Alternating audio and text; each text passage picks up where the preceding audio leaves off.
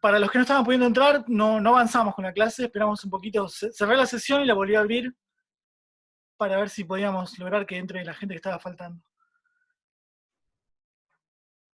Sí, sí, no sabemos, Lautaro, qué pasa. Yo no sé si es problema del Zoom o qué, pero vi que no había muy poca gente que no estaba pudiendo entrar, así que cerré la sesión anterior y volví a entrar de nuevo. Creo que ahora estamos todos y todas. Eh,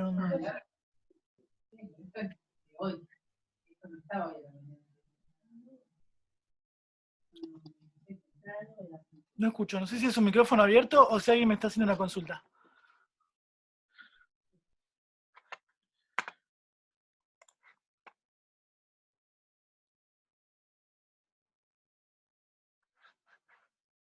Bien. ¿Y dónde estamos? El problema que cada vez que se corta es que me pierdo el hilo. Alguien me ha hecho una consulta. No sé si no había sido Hernán.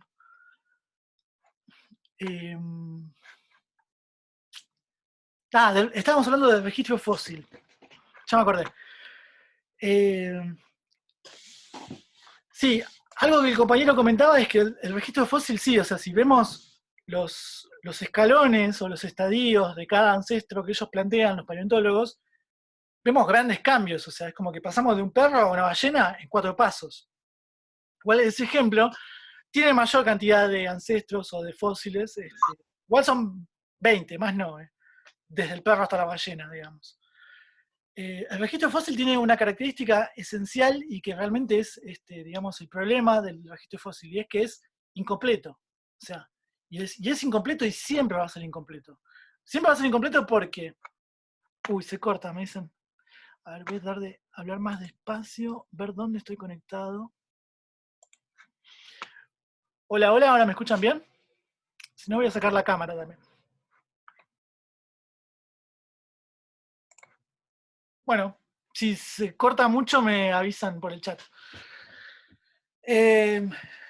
Entonces, lo que les contaba es que el registro fósil tiene algo que siempre va a ser así y es que es incompleto. O sea, y es incompleto por 2 razones. Porque no se descubrió todo lo que hay y porque en realidad no se conservó todo lo que hubo. ¿Sí? Esto quiere decir que el registro fósil es incompleto y siempre va a ser incompleto. Otra cosa que pasa con el registro fósil es que no tenemos la máquina del tiempo, no podemos viajar para atrás y ver realmente qué cosa dio origen a qué.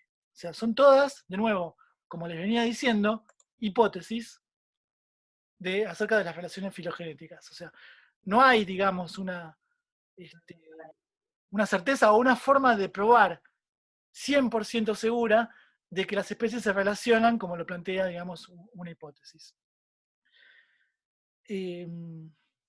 Era esto simplemente lo que había que aclarar del registro fósil. No me acuerdo quién me ha hecho la consulta del registro fósil. Creo que era Hernán.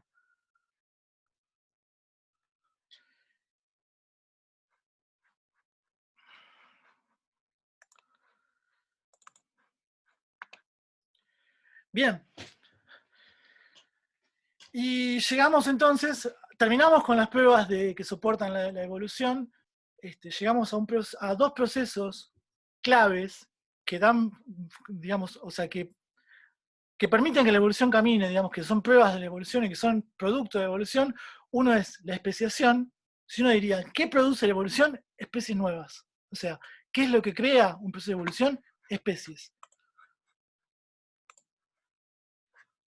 ¿Cómo se llama ese proceso de creación de nuevas especies? Especiación, ¿sí? O sea, entonces la especiación es el proceso mediante el cual una población de una determinada especie da lugar a otra u otras poblaciones que no se pueden reproducir con la anterior. Y con el tiempo irán acumulando otras diferencias genéticas. ¿Qué quiere decir esto? Que a partir de una población de una especie determinada, yo obtengo otra población de una especie nueva. ¿Cómo sé si es una especie nueva? Porque ya no se van a poder reproducir esa especie nueva que obtengo con la especie nueva que le dio origen. Con la especie, perdón, con la especie que le dio origen, con la población de especies que le dio origen. ¿Sí? Esto va un poco con la definición de especie. Especie es, de nuevo, volvemos a lo que les conté antes, un grupo, una agrupación de individuos que comparten ciertas características comunes y que además no pueden solo pueden reproducirse entre sí y dejar descendencia fértil, ¿sí? Si yo tengo un individuo que es parecido a otro individuo, si comparte ciertas características, se reproducen y dan descendencia fértil, esos dos individuos son de la misma especie. Si yo tengo dos individuos que no se reproducen entre sí, por ejemplo, yo podría decir, un zorro y un perro doméstico se parecen muchísimo, pero no se reproducen entre sí. O sea, no pueden cruzarse un zorro con un perro. Entonces, tengo dos especies distintas, ¿sí? Ahora, si yo agarro un gran danés y un perro salchicha, son muy diferentes entre sí, y uno pensaría, si no conociera, si viniera de otro planeta y no conociera, nunca en su vida hubiese visto un perro, diría, estos bichos no pueden ser de la misma especie. Sin embargo, un gran danés con un salchicha se pueden cruzar, van a dar cachorros que son fértiles también. Que son fértiles quiere decir que esos cachorros van a crecer, van a volver a cruzarse y van a volver a dar cría, ¿sí? Entonces, meto en la misma cajita de la misma especie al gran danés con el perro salchicha, ¿sí? Entonces, para definir a especie no es tan importante la apariencia física como sí lo es la capacidad de reproducirse, ¿sí? Lo que es, digamos, una característica definitiva de especie es la posibilidad de reproducirse y dar descendencia fértil, ¿sí? Vamos a seguir dando a lo largo del curso definiciones de especie, porque es un concepto que parece trivial, pero a veces es es como cuando pasa lo del virus, ¿no? Si está vivo o está muerto, hay un montón de grises. Y con especie pasa lo mismo muchas veces. Entonces, especiación es el proceso mediante el cual se crean nuevas especies. ¿Qué produce la evolución? Especiación, o sea, nuevas especies.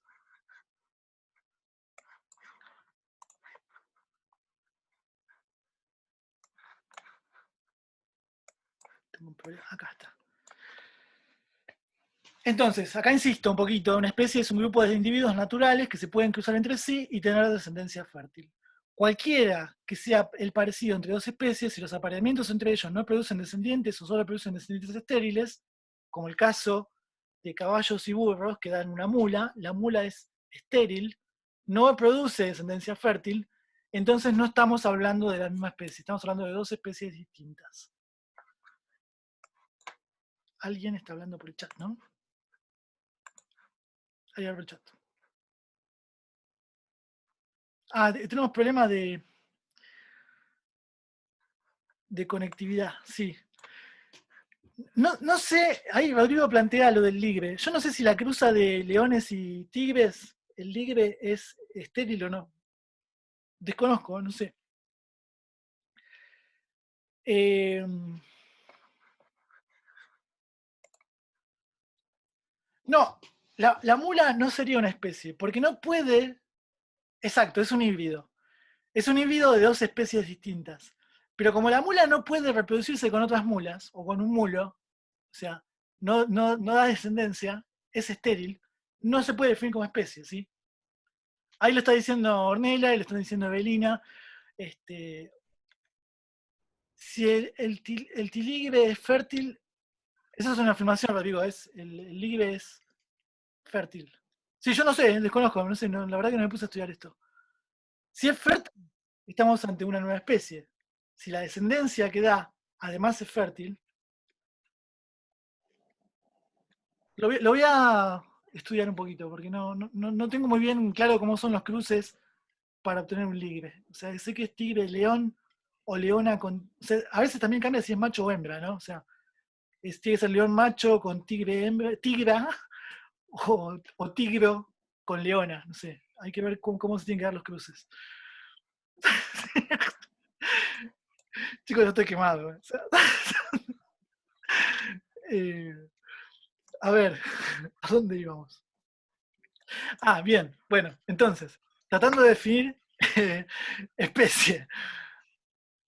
Eh, es requisito, entonces, que se produzca un cruce entre dos individuos, macho y hembra, y que me den una descendencia que sí o sí tiene que ser fértil, además, esa descendencia. Entonces, el caso de caballo y burro, que me da mula, y la mula es estéril, digamos, entonces la mula no sería una especie, sino que es un híbrido. Y caballo y burro son dos especies distintas.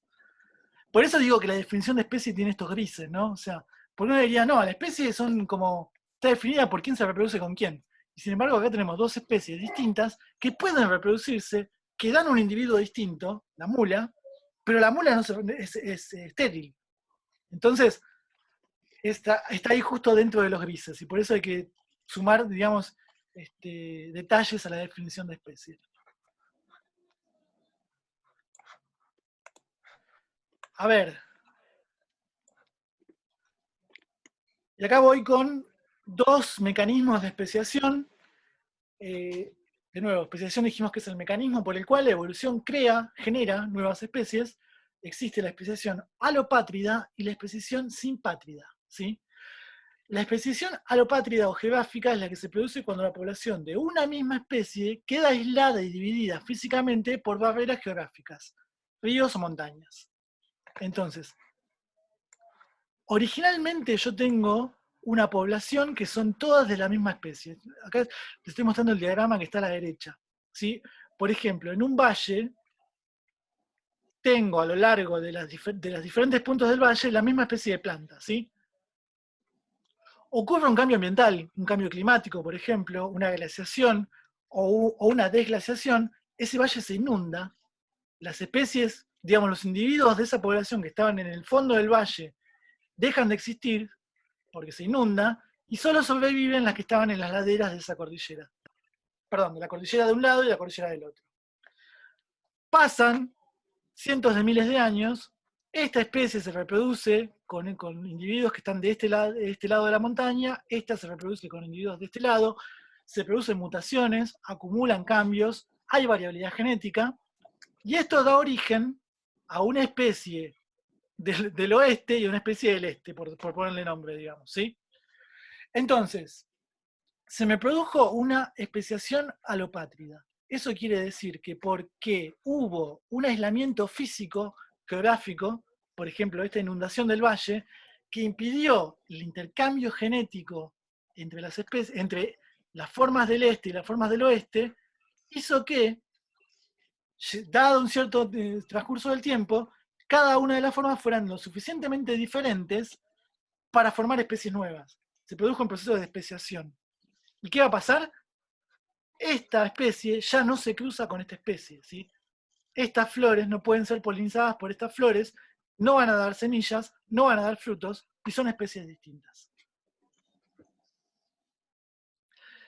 A ver, hay una pregunta de Ornella, dice, en especies, pero similar a las distintas variantes de, no me acuerdo qué pájaro, que vio Darwin. Claro, esto pasa con los pinzones de Galápagos, ¿sí? Darwin en las Islas Galápagos son varias, es un archipiélago de varias islas. Cada isla tiene una especie distinta de pinzón, ¿sí? Sí, entre 16 y 20, una cosa así. Son todos muy parecidos, o sea, en tamaño, en forma. Entonces, eso llevó a Darwin a pensar que compartían un ancestro común. Pero, ¿qué pasó? Cada pinzón cruzó a una isla distinta, hubo una colonización, eso se llama efecto fundador, ¿sí? Cuando una especie llega digamos, a la Tierra Virgen, se produce una fundación, establece una población que a partir de ahí, por medio de la selección natural, empieza a dar origen a una nueva especie, ¿sí? Similar a lo que pasó, digamos, en lo que le contaba con los marsupiales de Australia, ¿sí? Los mamíferos marsupiales de Australia colonizaron, fundaron, hicieron un efecto fundador en la isla de Australia, tuvieron toda su historia evolutiva en esa isla, interactuaron entre sí, compartieron un ecosistema, compitieron, fueron presas unos de otros, y eso hizo que se arme ese ensamble, esa configuración de mamíferos. Con los pinzones de Galápagos, cada pinzón colonizó una isla, cada isla tiene condiciones ambientales distintas y presiones de selección diferentes, y eso hace que cada isla tenga su especie. Cada especie en la isla Galápagos es producto de una especiación alopátrida, ¿sí? Están aisladas geográficamente, son islas que están separadas en el mar, digamos.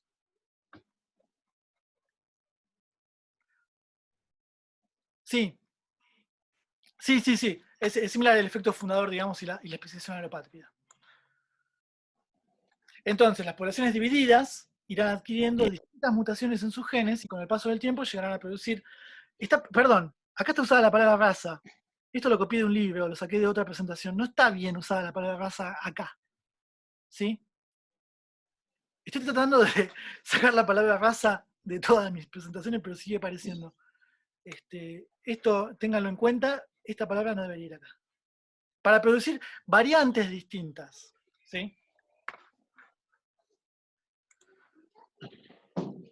El otro mecanismo de especiación es el de la especiación simpátrida. Ahora no hay un aislamiento geográfico o una separación física, digamos.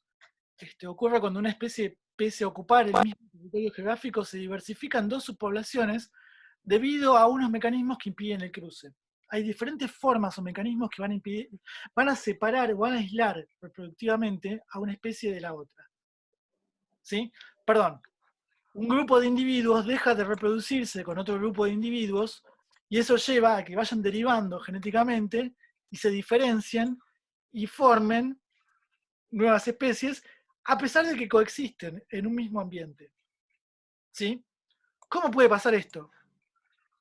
Por ejemplo, la existencia de diferentes hábitats en un mismo territorio con diferencias en la temperatura, el uso de la humedad. Por ejemplo, existen especies de mariposas emparentadas, pero de diferentes especies, que coexisten en un mismo árbol, ¿sí? O sea, pasa con mariposas y pasa con insectos. ¿Qué pasa? Originalmente eran la misma población de insectos, ¿sí? Pero cierta parte de esa población se especializó en explotar los recursos de la corteza del tronco, por ejemplo. Mientras que otra fracción de esa población original se especializó en obtener recursos del follaje de las hojas, en la parte alta del árbol, ¿sí?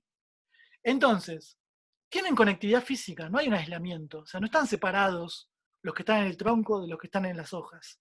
Sin embargo, hacen un uso diferenciado. Unos encuentran alimento, refugio y dónde poder reproducirse en el tronco, en la corteza, otros encuentran la forma de hacer su ciclo en la parte alta de la copa del árbol, ¿sí? Entonces, si bien comparten el mismo hábitat, están por alguna ventaja adaptativa haciendo un uso diferencial de ese hábitat, ¿sí? Esto puede pasar también, o sea, como en una separación física o una separación en el tiempo, ¿sí? Hay también especies que hacen un uso del hábitat de manera desfasada en el tiempo. O sea, hay especies diurnas y hay especies que son nocturnas. Originalmente esos bichos por ahí estaban emparentados, eran parte de la misma población, unos empezaron a adquirir un hábito nocturno, otros siguen con un hábito diurno, y eso llevó a que los nocturnos se reproduzcan con nocturnos y los diurnos se reproduzcan con los diurnos. Eso lleva a que tras eh, digamos, con mucho tiempo de acumular mutaciones, cambios en las variables genéticas, y que además se produzcan estos fenómenos de reproducción continua de un grupo dentro de ese grupo y del otro grupo dentro del otro grupo, genera esta divergencia que lleva a una especiación simpátrica, ¿sí? La especiación simpátrica es un poco más compleja de entender que la alopátrica, ¿sí? La alopátrica es muy simple, hay una barrera que separa y corta en dos a una población. Ahora no hay una barrera, ¿sí? La población, por cuestiones comportamentales, por cuestiones, digamos, de hábito, por explotación de nicho o por alguna otra razón, decide separarse y no reproducirse una parte con la otra, ¿sí?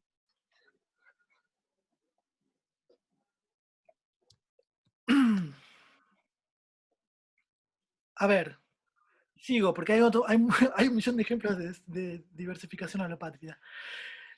Chicos, no cumplí con mi promesa. Yo prometí que hoy terminaba con esto y no terminé. Y no solo no terminé, sino que me falta. Porque quedan 1, 2, 3, 4, 5 diapositivas con muchísima información. Así que no quiero correr, porque no es la idea. Vamos a terminar el viernes con esto. Quedamos acá en especiación sin patria. Termino de explicarle cuáles son estos mecanismos. Y nada, espero no estar embolando mucho. O sea, ustedes díganme también si se está haciendo muy tediosa, si es mucha información, si vamos muy rápido, si hay cosas que no se están entendiendo, porque así también vamos dándole un parate y vamos explicando mejor ciertas cosas. A mí este es un tema que me fascina, me parece la parte más interesante de la biología. Pero al mismo tiempo, no sé, me embalo y no sé si está bueno para ustedes, o sea. Así que ustedes también córtenme el mambo de como esto no se entendió. Este, sí, sí, sí, es cierto. O sea, fueron saliendo preguntas que están buenas, que suman. Así que me parece que creo que el viernes vamos a poder terminar, creo. Este, bueno, buenísimo. O sea, buenísimo, buenísimo. O sea, yo pensé que me iban a decir, profe, esto es un embole. O sea, como cuando empezamos con algo más divertido. Este, bueno, buenísimo, buenísimo. Si hay gente que ya lo vio, genial, porque también es más fácil, digamos, incorporarlo y entenderlo. Este, sí, a mí esto me parece fascinante. O sea, es como que todo lo que podemos llegar a estudiar de la biología tiene que ver con esto. O sea, ¿por qué los seres vivos son como son? La explicación está acá. Así que me parece que es un tema súper interesante. Y bueno, me alegro que les parezca interesante. O sea, este, así que voy a ir cortando. Quedan 10 minutos para las 7. Así llegan a. Ah, no, al final no tiene matemática. Bueno, sí, bueno, o sea, a mí me parece que esto es un montón de información, o sea, procesenla, pero al mismo tiempo también es una información interesante, digamos. Hay mucha información de evolución en videos, en YouTube, hay apuntes que estoy separando para dejárselos en la plataforma, así que es mucho, porque justamente al ser, digamos, la disciplina dentro de la biología, que abarca desde la biología molecular y el estudio del ADN, hasta el registro fósil, pasando por la anatomía, por la embriología, por la ecología, por el comportamiento, o sea, todas las disciplinas y ramas de la biología como ciencia tienen que ver con la evolución, ¿sí? No hay forma, digamos, de explicar la biología si no entendemos mínimamente cómo camina la evolución, ¿sí? Este, bueno, sí, buenísimo, sí. Sí, yo estoy completamente de acuerdo con lo que están contando por el chat. Tratemos el viernes que nos quedan 5 diapositivas. Busquen, revisen ustedes la presentación, fíjense a ver qué cosas no se entendieron, así volvemos. Traigan preguntas, vemos si las puedo contestar o si quedo para buscarlas y las buscamos juntos. O armemos una clase del viernes un poquito más horizontal de intercambio, ¿sí? Donde podamos tener, digamos, generar un espacio más de debate de que yo hablo y ustedes escuchan, porque a mí me cansa y a ustedes también los cansa, seguro. Así que generemos más esta ida y vuelta, que me parece que también es interesante. Ah, hablando de ida y vuelta, buenísimo a la gente que fue y se tomó el laburo de escribir en el foro acerca del parcial. Gracias. Yo también les hice una devolución. Hoy estuve sin internet a la mañana, así que tuve poco tiempo para dedicarme a eso, pero en, En breve les hago la devolución a los que me quedan pendientes.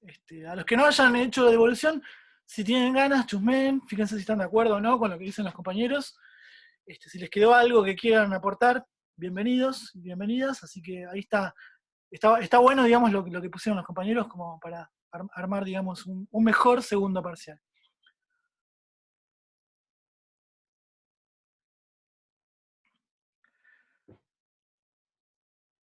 Sí, bueno, sí. Ahí una propuesta es también, digamos, de ampliar. Yo pensé que este tema con 2 clases en una semana lo íbamos a poder cerrar. Evidentemente no, pero me parece que está bueno desarrollarlo, o sea, no es que me deja disconforme que no podamos terminarlo en 2 clases, o sea, el tema da para más clases, así que si quieren también podemos retomar, cuando el tema lo amerite, podemos retomar a 3 encuentros semanales, y ustedes me dirán si están muy cargados, muy tapados de clases por Zoom y cansados, si les está alcanzando el tiempo para poner una tercera clase extra, sí o no. O sea, en principio yo creo que vamos bien, digamos, o sea, cómo estoy organizando las semanas y las clases. Si llega a haber un tema que se nos hace muy chicle y necesitamos una clase más, yo lo que puedo hacer es les aviso y acordamos a ver qué tercer día de clase ponemos en la semana. Este, no mucho más que decir de mi parte. No sé si quedan dudas, consultas. Nos reencontramos el viernes a las 5.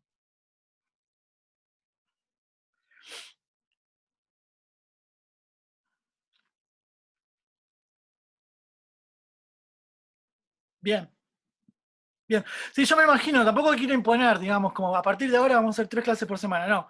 Previamente les voy a avisar, voy a tantear a ver si cómo vienen, si pueden, si hay lugar en la agenda, porque veo, o sea, nosotros con los otros profes compartimos un archivo de, digamos, de la agenda semanal, y veo que todas las clases son, o sea, están teniendo mucha frecuencia, así que tampoco es. este, en principio vamos bien. Yo les voy a avisar, si quizás necesite 1 o 2 semanas de semanas que necesitemos tener una tercera clase en esa semana, digamos. Bueno, me alegro, chicos, no, me alegro que les interese el tema.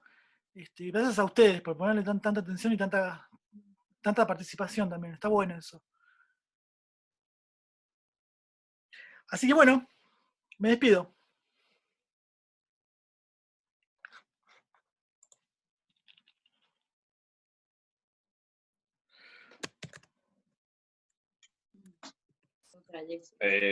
Ahora una pregunta relacionada más o menos con esto. Sí, Sí, los vascos. sí. eh, eh, Hace un par de años había salido una noticia medio bizarra, pero basada en un estudio real que tenían como una secuencia de ADN diferente a la del resto de la humanidad. Sí, Como que tenían mucha información propia, como los vascos eran medio que se casaban entre sí, etcétera, entre vascos, se mantuvo, por eso miden 2 metros, son gigantes, sí, muchos sí, sí, levantadores de pesas a nivel mundial son vascos. sí. ¿Qué tanto puede haber de eso? No, eso seguramente o sea, son variables alélicas o variantes alélicas que se acumulan, digamos, en cierta subpoblación dentro de la población de una especie. En las 4 o 5 diapositivas que me quedan, vamos a hablar de esto, de cómo ciertas variantes, por fenómenos, digamos, de algo que se llama cuello de botella o deriva génica o procesos de endogamia, lleva a un cambio en la frecuencia de ciertas variantes que hacen que estén en mayor proporción que otras variantes. Es algo real, o sea, no es casual, digamos, que no sé, que los escandinavos sean todos rubios, blancos y altos, mientras que en África, digamos, el morfotipo más común sea de piel oscura, eh, negro africano, digamos. O sea, es la existencia de variantes dentro de la especie es real. O sea, eh, mismo hay, yo no sé, habría que buscar el paper, ¿no? Pero por ejemplo, no sé, en la raza asiática, una menor tolerancia a metabolizar alcohol en sangre por una mayor o menor eficiencia de una enzima, una enolasa que metaboliza alcohol en sangre. Y eso es producto de una deriva génica, de un proceso de endogamia, o digamos de una configuración o una regla, un cambio en la frecuencia de ciertos genes, digamos. O sea, de nuevo, vuelvo a la mariposa, visto en Betularia. O sea, la misma especie es blanca o es negra. Es la misma especie, son variantes. Cambian las condiciones del ambiente, cambian la frecuencia de una variante o la otra variante, ¿sí? Eh, Así que esto de los vascos, no sé, habría que buscar el paper y ver a ver cómo se hizo el estudio, qué dice, pero podría ser, ¿eh? O sea, no, en principio, así como me lo presentás, me parece que tiene toda la lógica, digamos. Sí, no, de golpe me vinieron a la cabeza un montón de cosas que he ido leyendo sobre los años que me llamaron la atención, como, bueno, también lo mismo con los gitanos, que tienen ciertas cosas en común, pero por lo mismo, por el sectarismo, por Sí, el tema de casarse entre ellos, eh, esa tribu en África que solo se casan entre esa tribu y si no te sí, matan, entonces sí. desarrollaron un pie con solo 2 dedos. eh, Eso no lo no, no, sabía. real, eso está en el libro de los récords Guinness. Y después que por ejemplo, los atletas afrodescendientes o los afrodescendientes en general en todo el mundo tienen ensanchado el corazón desde nacimiento, entonces tienen más capacidad de bombeo de sangre, etcétera. Wow, wow, sí, sí. Bueno, de nuevo, ahí tenés como posiblemente un primer paso del mecanismo que explica la especiación simpátrida, ¿no? O sea, sin aislamiento geográfico en una misma especie, se producen procesos de endogamia por una cuestión comportamental, cultural en este caso, No digo que haya especiación porque no, o sea, seguramente los vascos o esta especie, o esta variante que contás, este grupo cultural que contás son la misma especie, pero es un primer paso a una especiación sin patria, digamos. O sea, un mecanismo de aislamiento reproductivo que lleva a que ciertos grupos se reproduzcan solo entre sí y no con otros grupos, digamos.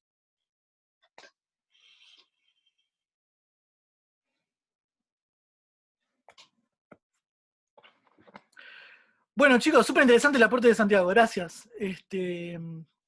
Para buscarlo, para pensar en los vascos. Si no hay nada más, nos reencontramos el viernes.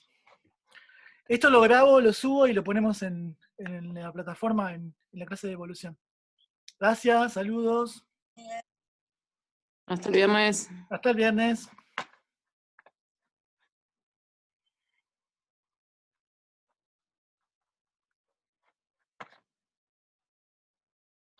Chao, hasta el viernes. Chao, nos vemos.